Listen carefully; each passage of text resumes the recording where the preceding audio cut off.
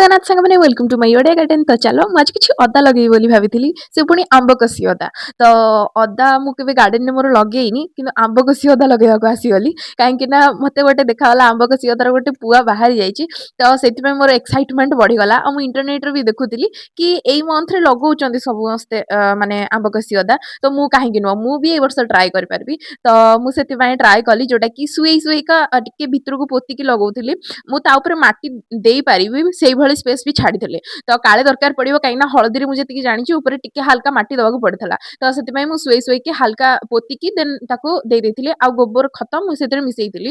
ତ ହାଲକା ଦେଇକି ଦେନ୍ ହାଲକା ପୋତି ଦେଇକି ହାଲକା ହାଲକା ହାତରେ ପ୍ରେସ୍ କରିଦେଲି, ଯୋଉଟାକି ମୋର ରେଡି ହେଇଯାଇଥିଲା। ଆଉ ସାଇଡରେ ଗୋଟେ ଲଙ୍କା ଗଛ ଲଗେଇ ଦେଇଥିଲି, କିଛିଟା ସ୍ପେସ୍ ବଳିଥିଲା। ତ ଲାଷ୍ଟରେ ପାଣି ଦେବା ତ ମେଣ୍ଡେଟୋରି, ତ ପାଣି ଦେଇ ଦେଇଛି। ବାକି ଦେଖାଯାଉ, ୟାର ଆଗକୁ ଅପଡେଟ୍ ମୁଁ ନିହାତି ଦେବି। ଚ୍ୟାନେଲ ସହିତ ବନି ରହିଥାନ୍ତୁ।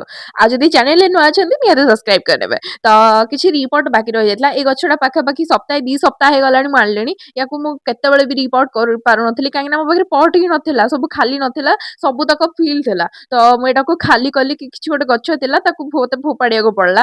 କାହିଁକିନା କ'ଣ କରିବି, ଆଉ କିଛି ଉପାୟ ବି ତ ନାହିଁ। ତ ସେଥିପାଇଁ ମୁଁ ତାକୁ ଫୋପାଡ଼ିକି ଏଇ ଗଛଟାକୁ ସେଥିରେ ଲଗେଇଲି। ତ ବାକି ହଁ, ଯୋଉ ଗଛଟା ଫୋପାଡ଼ିଲି ନା, ତାର ଅପସନ୍ ମୋ ପାଖରେ ଥିଲା, ତ ସେଥିପାଇଁ ମୁଁ ତାକୁ ଫୋପାଡ଼ିଲି, ସେମିତି ଫୋପାଡ଼ି ଦେଇନି। ରିପୋର୍ଟ କଲି, ତ ରିପୋର୍ଟ କରିଦେଲା ପରେ ଦେନ୍ ଆଉ ଗୋଟେ ଗଛ ଥିଲା, ଯୋଉଥିରେ ସେଇ ସେମ୍ ଆମର ଅପରାଜିତା ଗଛ। ତ ତାକୁ ବି କିଛିଟା ମାନେ ସେ ବଡ଼ ହେଇଯାଇଥିଲା, ମୋତେ ସିଡ୍ସ ଲଗେଇଥିଲି ତ ସେ ବଡ଼ ହେଇଯାଇଥିଲା, ସେଇଥିରେ ସେଇଟା ବି ରିପୋର୍ଟ କରିଦେଇଥିଲି। ଆଉ ଲାଷ୍ଟରେ ତ ପାଣି ଦେବା ନିହାତି ମେଣ୍ଡେଟୋରି ଗୋଟେ ଗଛରେ। ତ ମାଟି କିଛିଟା ବି ବଳି ଯାଇଥିଲା, ଗୋଟେ ଆପଣ ଦେଖି ବି ପାରୁଥିବେ। ତ ଆଜି ପାଇଁ ଏତିକି। Thank you so much for watching.